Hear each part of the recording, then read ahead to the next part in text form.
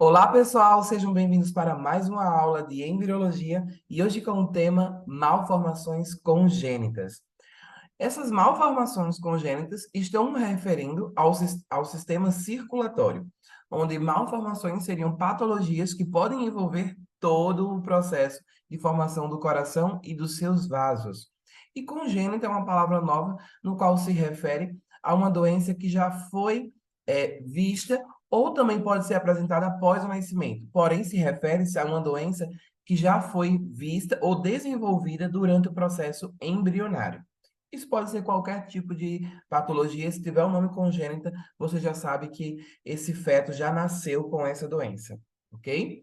Vamos ver algumas desses grandes grupos. Eu identifiquei para vocês essas malformações congênitas em 8 grandes grupos. E esses 8 grandes grupos têm os seus grupos independentes, como se fossem subgrupos. Então, para ficar mais fácil a identificação, coloquei nesse quadro onde nós podemos ver as malformações congênitas e são divididas em 8 grandes grupos, que é a primeira, defeitos da posição do coração. Esse coração ele pode estar em posição que seria anormal a posição anatômica. Nós vamos ver que eles têm alguns subgrupos.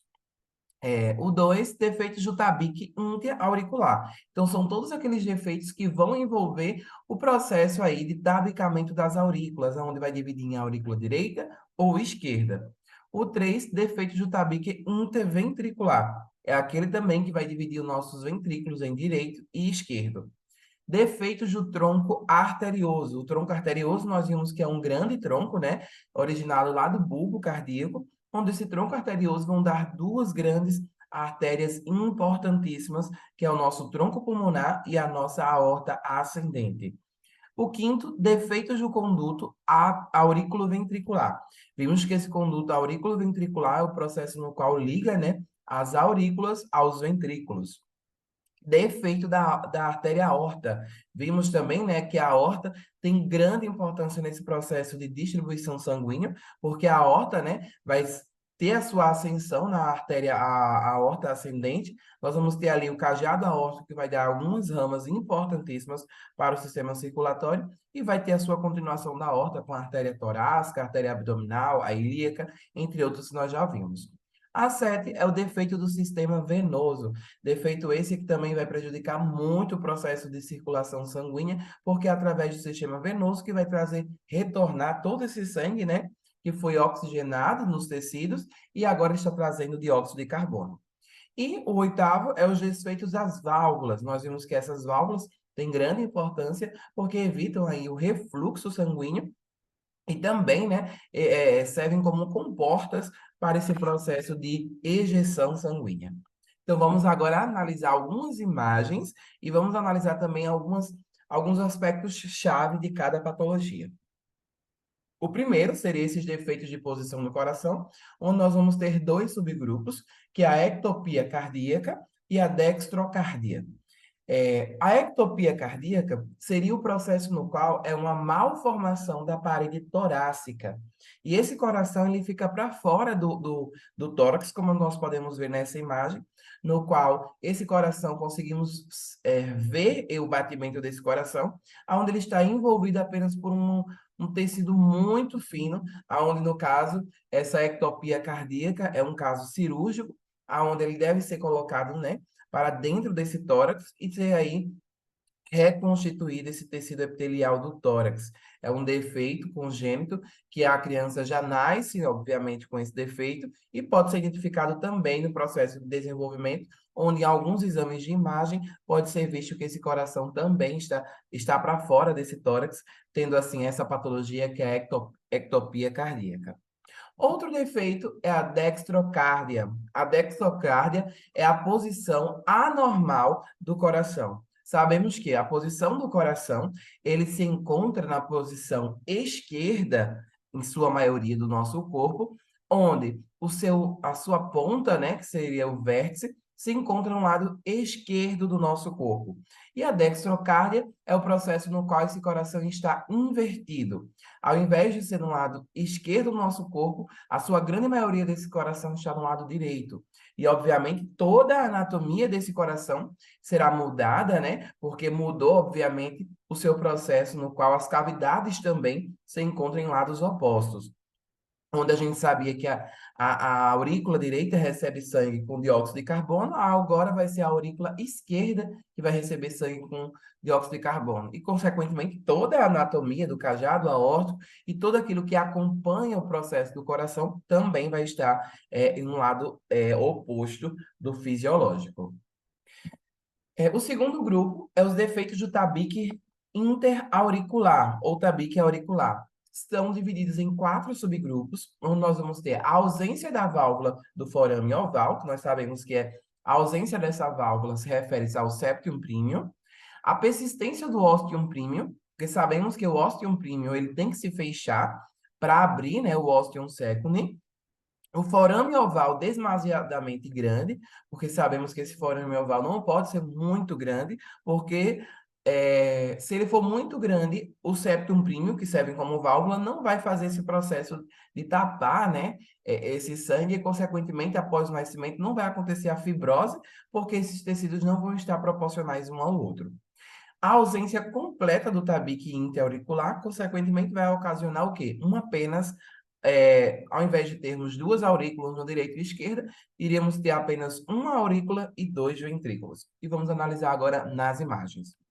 Essa primeira seria a ausência da válvula do forame oval. Como podemos analisar aqui, aqui está o forame oval, aonde nós teríamos que ter nessa posição aqui, né, o que seria ali o septum premium. E esse septum premium serve aí como válvula, né, para esse forame oval. Então, essa primeira subgrupo dessa patologia seria a ausência da válvula do forame oval, que seria a ausência ali da parede, né, que foi que nós referimos, que seria ali o septum premium.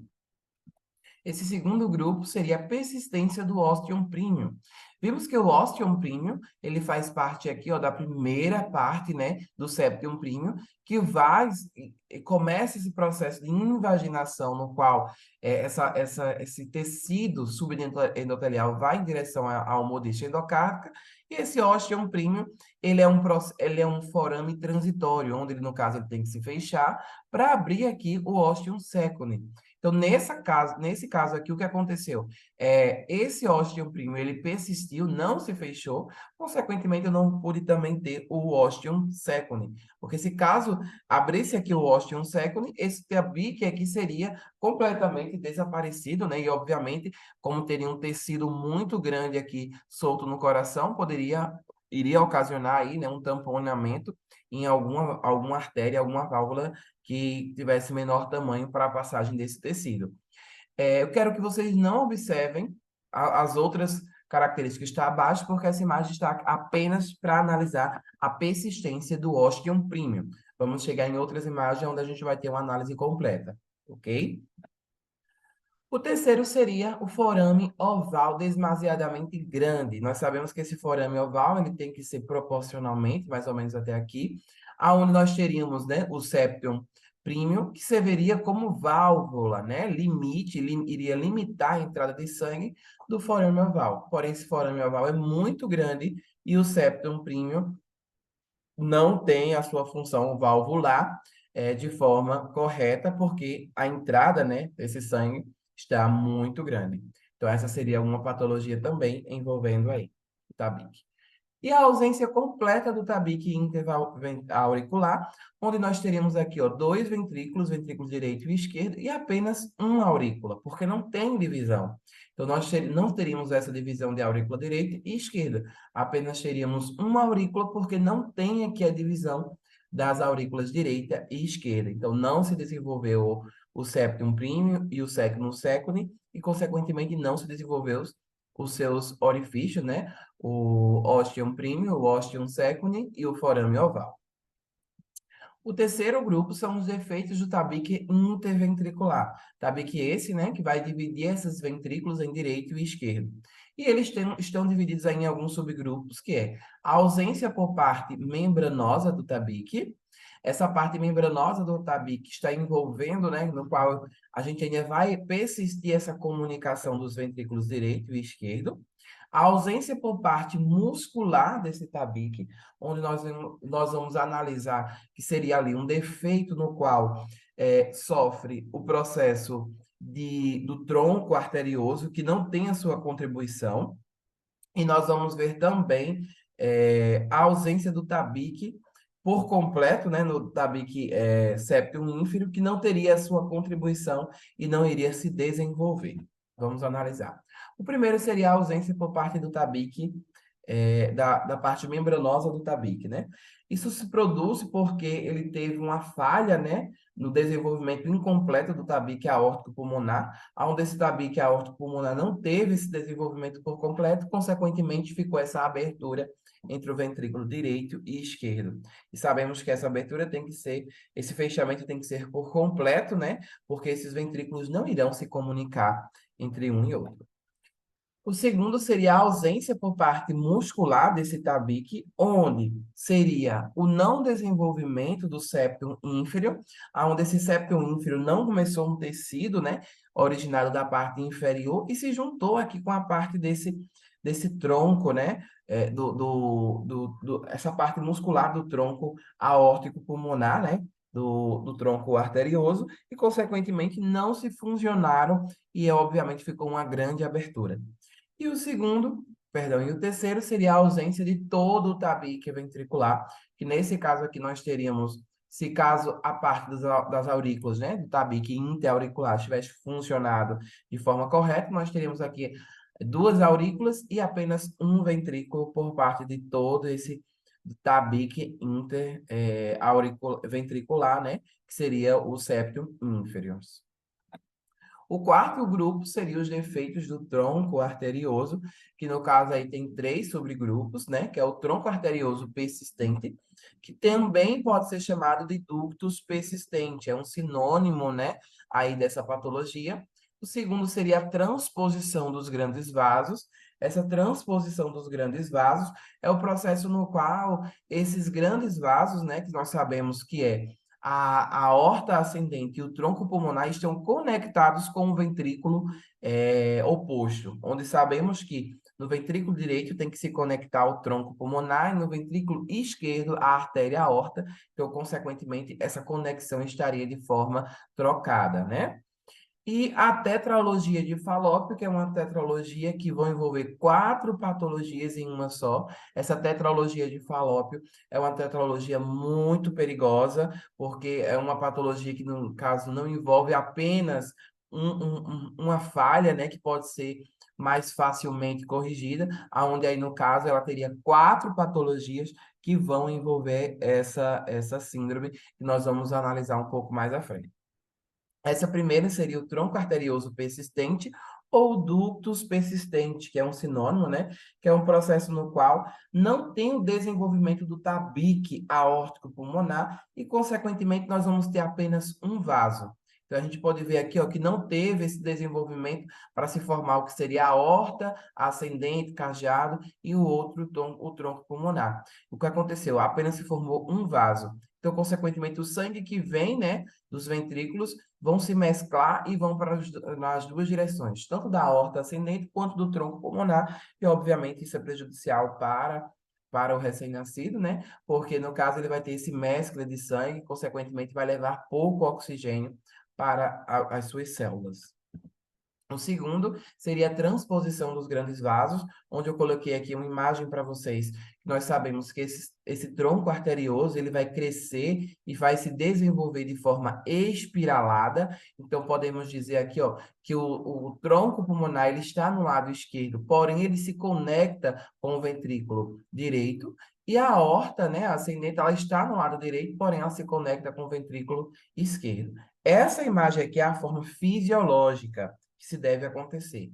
E essa daqui seria a transição dos grandes vasos, que no caso nós temos aqui a aorta se ligando aqui, ó, com o ventrículo direito e a artéria e o tronco pulmonar, né, se ligando aqui com o ventrículo esquerdo. E, consequentemente, isso seria muito prejudicial, porque o sangue que vem com dióxido de carbono iria retornar aqui pela a artéria aorta, né, que vai levar sangue com dióxido de carbono para os tecidos que já têm dióxido de carbono e, consequentemente, os pulmões que já fazem esse processo de oxigenação vão levar sangue com oxigênio novamente para os pulmões e não vai acontecer a hematose, porque essas células, né, que são os eritrocitos, já estão com hematose, vai retornar pelas venas pulmonares, vai cair no ventrículo e vai voltar novamente e vai se tornar esse ciclo vicioso, onde ele não vai levar aí sangue com oxigênio para os tecidos.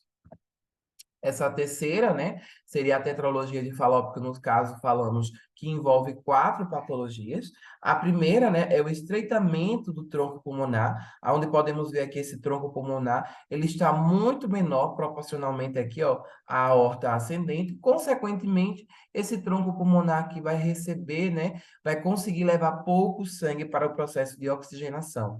Então, isso vai prejudicar muito no processo aí de hematoses aos pulmões. Então, a primeira característica seria aí o estreitamento do tronco pulmonar. A segunda seria a hipertrofia do ventrículo direito. Por quê? Eu vou voltar 2 imagens. Ó, observem a grossura desse ventrículo direito. E aqui observem a grossura desse ventrículo direito. Esse ventrículo direito é uma grossura de um ventrículo fisiológico, um ventrículo sano, perfeito. E esse seria a grossura de um ventrículo hipertrofiado. É como se você fosse na academia, malhasse tanto, e obviamente o músculo ele vai fazer o quê? Hipertrofiar, ele vai crescer. Então, isso é o que acontece porque esse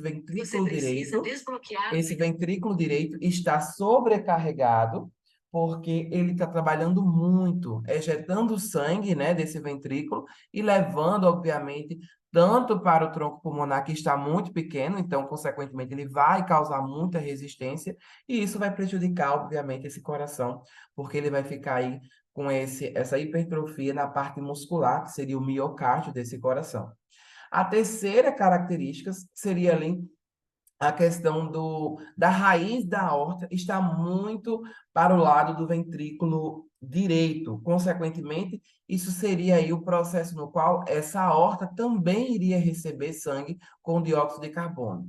E tudo isso se deu porque esse tronco pulmonar, ele iniciou, né, muito para o lado direito. Ele iniciou esse processo de divisão muito para o lado direito, onde ele deveria iniciar no processo central desse ventrículo, e ele iniciou muito para o lado direito, consequentemente, essa aorta vai estar ligada aos 2 ventrículos. E, consequentemente, essa aorta vai levar sangue com oxigênio, vindo do ventrículo esquerdo, e com dióxido de carbono, vindo do ventrículo direito.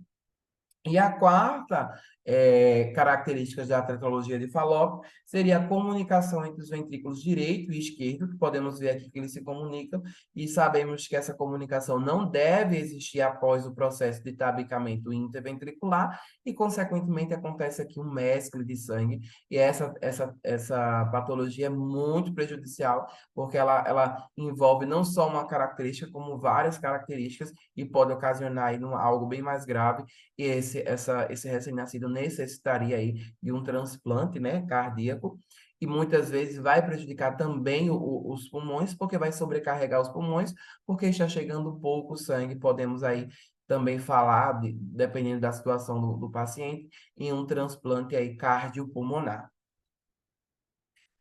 O quinto grupo seria os defeitos do conduto auriculoventricular, onde esse grupo está isolado, seria esse defeito no seu subgrupo, aonde seria o processo no qual, né, a falha desse processo do conduto auriculoventricular, porque sabemos que esse conduto auriculoventricular é onde se desenvolve as válvulas, né, tricúspide e mitral, e essas válvulas deveriam ter duas, né, uma no lado direito e uma no lado esquerdo, e apenas se desenvolve uma válvula aqui, e obviamente isso vai ser muito prejudicial, porque ali iria ter um mescla de sangue, ó, onde tem vermelho aqui oxigenado, e em azul aqui o sangue com dióxido de carbono. E, obviamente, isso seria um mescle, né, que seria prejudicial para a irrigação e oxigenação dos tecidos. O sexto grupo seria os defeitos da artéria aorta, onde está dividido aí em 4 grupos, que seria o cajado aórtico Doppler, que ao invés de ter apenas um cajado aórtico, esse recém-nascido nasceria com 2 cajados aórticos. Isso seria em virtude da persistência de alguns vasos, consequentemente vai criar 2 cajados. O cajado aórtico direito também é algo que é patológico, porque sabemos que o cajado aórtico, ele persiste no lado esquerdo e não direito. E se ele ficar no lado direito, obviamente, vai se dar aí alguns efeitos cascatas, né? Que obviamente seriam involucrados em virtude desse cajado estar no lado direito. O terceiro seria a persistência do conduto arterioso de Bottal, porque sabemos que esse conduto arterioso de Bottal, ele tem a função, né, de conectar o tronco pulmonar com a aorta descendente, no processo aí que esse embrião ainda não se funciona, né, ainda não funciona o seu pulmão. Então, consequentemente, dentro da barriga da mãe, esse conduto arterioso de Bottal é fundamental. Porém, após o nascimento, nós observamos que a partir do terceiro mês, né, já tem o fechamento por completo desse conduto arterioso. E se caso ele persistir, esse conduto arterioso vai prejudicar muito na circulação. E a cortação aórtica é o processo no qual a gente vai ter o encurtamento dessa aorta e, consequentemente, a pressão sofrida por essa aorta vai ser muito grande, podendo ter uma hipertrofia na aorta, também ocasiona na mal circulação sanguínea, que nós vamos poder analisar mais na imagem. Podemos ver o cajado aórtico doble, ó. Podemos ver um cajado aqui e outro cajado aqui, onde em tese só deveria ter um cajado, ó. A gente pode ver que esse cajado está entre essas duas estruturas, né, que são fibrosas e musculares, onde a gente pode ver aqui a tráquea e mais posterior o esôfago. Então, esses dois cajados estariam envolvendo, né, essas duas estruturas de grande importância e, consequentemente, pode prejudicar também, né, dependendo da pressão que sofra, a entrada de ar ou também a entrada do bolo alimentício, né, e prejudicando também nos dois sistemas, não só circulatório, como respiratório e digestivo, ok? Podemos ver também que as divisões, né, dessas artérias, desses grandes vasos que saem aqui, o tronco, né, braquiocefálico, a carótida primitiva, e a subclávia também tem menor tamanho em virtude porque esses dois cajados aórticos têm menor tamanho. Então, obviamente, isso iria prejudicar na circulação dos membros superiores e do encéfalo. O segundo seria o cajado aórtico no lado direito, onde podemos observar que esse cajado aórtico ele deveria estar aqui, ó, no lado esquerdo e, consequentemente, ele está no lado direito. Consequentemente, isso vai mudar a anatomia desse recém-nascido e pode prejudicar aí o seu desenvolvimento e também a sua circulação sanguínea. A persistência do conduto arterioso de Bottal, que seria esse conduto aqui, ó, que liga o tronco pulmonar, né, com a aorta torácica ou descendente, onde isso é fisiológico do processo de desenvolvimento embrionário. Após o nascimento, esse tronco arterioso ele tem que se fibrosar, né, e vai se tornar um ligamento.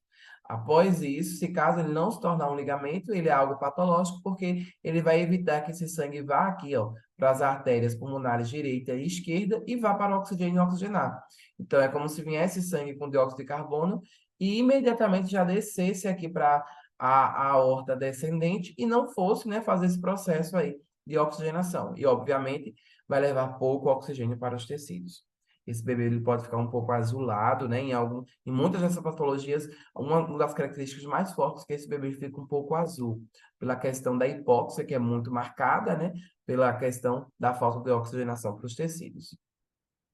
E a quarta seria a cortação aórtica, no qual, né, nós teríamos aí o afinamento dessa aorta. Esse afinamento da aorta pode vir antes aqui, ó, do tronco arterioso de Bottal, e ou como também pós o tronco arterioso de Bottal, ele também teria esse acurtamento da aorta.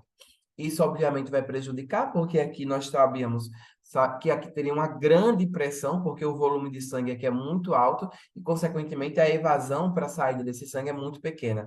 Então, consequentemente, essa parte muscular aqui da aorta, que sabemos que a aorta ela é uma estrutura, como vocês estudaram em histologia, ela tem muito elástico para aguentar essa pressão e, obviamente, esse elástico ele pode causar aí, um rompimento dessa estrutura elástica, pode prejudicar aí toda a circulação sanguínea, certo? Na situação A, ela está antes do conduto de Bottal, e na situação B, ela está posterior ao conduto de Bottal. O sétimo seria os defeitos do sistema venoso, onde nós sabemos que esse sistema venoso ele vai levar sangue com dióxido de carbono para o coração após o nascimento. Enfatizamos isso porque sabemos que o sistema venoso, né, no processo de desenvolvimento embrionário, ela está ligado a levar sangue com oxigênio para o embrião, né, lá na aurícula direita, que vai trazer, ser traga pela a vena cava inferior, que vai receber lá do conduto, né, que é o sistema venoso de Arâncio, que vai receber também da vena umbilical, que vai trazer lá da placenta.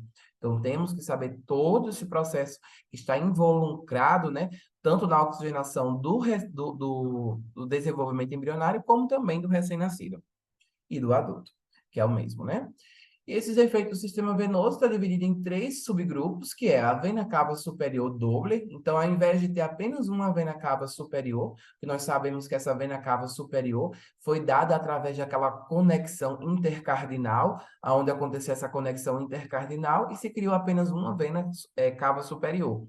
Então, essa vena cava doble é porque não aconteceu essa ligação intercardinal e, consequentemente, se ligou duas venas cavas. E nós vamos ver que isso é prejudicial, porque elas vão se conectar com os dois lados das aurículas. Consequentemente, vai acontecer um mesclo de sangue ali, que é patológico e é prejudicial. A vena cava superior esquerda, porque essa vena cava superior esquerda significa dizer que ela vai se conectar com a aurícula esquerda, onde, em tese, né, o natural é que ela se conecte com a aurícula direita, que é ela que vai receber sangue com dióxido de carbono. E o 3 é a conexão anormal das venas pulmonares. Nós sabemos que essas venas pulmonares, elas que vão trazer sangue dos pulmões, o sangue oxigenado, e essas venas pulmonares, elas têm que desembocar na aurícula esquerda. Então, nós vamos ver que essas venas pulmonares podem ter aí N formas de se conectar de forma errada, pode se conectar com alguma artéria, pode se conectar com outras venas. Então, a anomalia seria ela não se conectar com a aurícula esquerda, que é o fisiológico de se acontecer, ok? Vamos analisar as imagens. A vena cava superior doble. Essa é a forma fisiológica, ó, onde aqui aconteceu o processo de conexão intercardinal. Então, se ligou aqui, ó, essa seria a vena jugular, que vai receber sangue com dióxido de carbono lá do encéfalo. Essa aqui seria a subclávia. Essa aqui seria a confluência júgulo-subclávico. E essa aqui seria a vena braquiocefálica. Isso no lado esquerdo e isso no lado direito. Se conectou aqui e se formou quem? A vena cava superior. Essa vena cava superior, ela conecta, né? Desemboca o seu sangue na aurícula direita, trazendo assim esse sangue com dióxido de carbono da parte superior e do encéfalo desse recém-nascido e do adulto. E essa patologia, que é a vena cava superior doble, não aconteceu aqui esse processo de conexão, ó. Então, o que aconteceu? Nesse caso, ele tem duas venas cavas superiores, uma direita e uma esquerda. A direita, o que vai acontecer? Vai levar sangue para a aurícula direita, que é o natural que se aconteça. E o esquerdo está levando sangue com dióxido de carbono para a aurícula esquerda, que é a patologia, porque a aurícula esquerda tem que receber sangue com oxigênio apenas das venas pulmonares que vêm dos pulmões. Então, aqui aconteceu um mescla de sangue que não pode se acontecer, ok? Vena cava superior esquerda. Essa vena cava superior esquerda é um processo no qual nós vamos analisar que essa vena cava, como nós já falamos, ela tem que estar no lado direito. Então, consequentemente, todo o sangue que está vindo aqui com dióxido de carbono dos membros superiores e do encéfalo está sendo desembocado diretamente na aurícula esquerda. Então, aqui está acontecendo o quê? A chegada de sangue com oxigênio através das 4 venas pulmonares e também está chegando sangue com dióxido de carbono através da vena cava superior, aonde ela deveria desembocar onde? Aqui na aurícula direita. E isso aqui é uma imagem que eu coloquei para vocês, que é um exame que é feito, é um exame de canulação, que é um processo no qual foi inserido aqui um catéter, né, na vena jugular, e esse catéter foi visto através do exame, que ao invés de ele entrar na vena jugular e vir para o lado direito, aqui, ó, da aurícula direita, ele veio, porque ele segue, né, obviamente, o vaso, e obviamente ele foi inserido e veio aqui para o lado esquerdo desse coração, e, consequentemente, veio até o ventrículo esquerdo. Então, isso é algo patológico e é um exame para se diagnosticar esse caso. 2, né? A conexão anormal das venas pulmonares, nós sabemos aqui, essa é a questão fisiológica, nós sabemos aqui, ó, que nós temos as 4 venas pulmonares que devem ser desembocadas, ó, na aurícula esquerda e, consequentemente, esse sangue vai ser levado aí para o ventrículo esquerdo e, posteriormente, a artéria aorta ascendente, cajado aórtico, aorta torácica, abdominal e vai levar para todo o nosso corpo.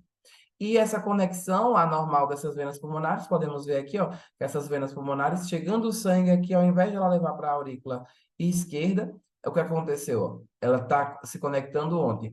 Com a vena subclave, e, consequentemente, está levando o mesmo sangue para a aurícula direita, acontecendo aqui um mescla, né? Porque está vindo sangue com dióxido de carbono da parte superior, aqui sangue com oxigênio, aconteceu esse mescla, levando novamente para a aurícula direita, ventrículo direito, tronco pulmonar, aí tá voltando para o pulmão, tá voltando com o sangue oxigenado e tá fazendo esse mesmo fluxo. Então, o que está acontecendo? Essa aurícula esquerda não está recebendo sangue, o ventrículo esquerdo não está recebendo sangue, consequentemente, a aorta e todo o seu segmento da aorta não está recebendo sangue. Então, isso é um ciclo vicioso e é muito, muito prejudicial para esse feto, porque ele, obviamente, sem esse oxigênio, ele vai sofrer aí a apoptose em suas células, consequentemente, aí vai ter a sua morte. O 8º grupo dessas patologias, dessas malformações, são os defeitos das válvulas. Esses defeitos das válvulas, nós vamos ter a atresia valvular. Essa atresia valvular está ligada ao processo no qual essas válvulas elas vão se fusionar e, obviamente, ele vai ter o tapamento aí dessa passagem de sanguínea. E o outro seria, né, o do tópico 2, a estenose valvular, que a estenose valvular é quando se cria alguns cálculos. Esses cálculos podem ser por diversos motivos, pode ser questões hereditárias, pode ser acúmulo de cálcio e algumas outras patologias que podem desenvolver essas estenoses valvulares, porém é algo já congênito, que já nasceu com esse embrião, e obviamente tem que ser feita aí uma cirurgia e pode-se colocar aí algumas válvulas artificiais para fazer esse processo, né, de fechamento e limitação desse sangue. Vamos analisar as imagens. A atresia valvular, nós podemos ver aqui, ó, que essa válvula no lado direito, aonde deveria se acontecer, né, esse processo aqui de comunicação aurículo-ventricular, que essa válvula aqui teríamos a válvula tricúspide, e o que que aconteceu aqui? A gente vai ter essa atresia, onde essa válvula se funcionou por completo e, consequentemente, essa aurícula direita não vai se comunicar com o ventrículo direito, consequentemente, esse sangue não vai conseguir passar aqui por tronco pulmonar e para as artérias pulmonares direita e esquerda, certo? E a estenose valvar é o processo no qual nós vamos analisar uma forma fisiológica e patológica que essas válvulas devem se ocorrer, como, por exemplo, aqui seria o fechamento de uma válvula perfeita, em perfeito estado, onde teria esse fechamento por completo e, consequentemente, iria evitar aqui, né, o retorno sanguíneo.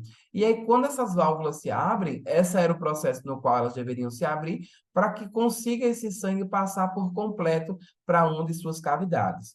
E já a estenose da válvula acontece o quê? Quando essa válvula se fecha, ela não se fecha por completo e, consequentemente, acontece, né, essa passagem de sangue de uma cavidade para outra, como, por exemplo, esse aqui é o nosso ventrículo direito e esse é a nossa aurícula direita. Se eu tiver aqui uma válvula, né, com estenose, quando essa válvula se fechar e esse ventrículo for contrair, ao invés de passar só sangue para o tronco pulmonar, vai voltar sangue também para onde? Para a nossa aurícula direita. E isso vai dar uma patologia que se chama sopro, porque se você for escutar, né, pelo estetoscópio, você vai escutar aqui um sangue voltando, é como se fosse um assobio. Então, esse assobio se chama sopro, que é a falha aí valvular de algumas dessas válvulas. E a abertura dessa válvula, ela não se abre por completo. Consequentemente, o que vai ocasionar? O sangue que deveria todo sair, por exemplo, aqui do ventrículo direito para o pulmão, para o tronco pulmonar, vai ficar muito sangue aqui. Esse sangue parado, né, pode dar aí alguns coágulos que vai ser prejudicial e pode dar algumas embolias pulmonares, que também são patologias muito graves para o processo de circulação sanguínea. Então, pessoal, Essa foi aí as patologias, né, as malformações congênitas que envolvem o sistema circulatório. Estudem bastante e até a próxima.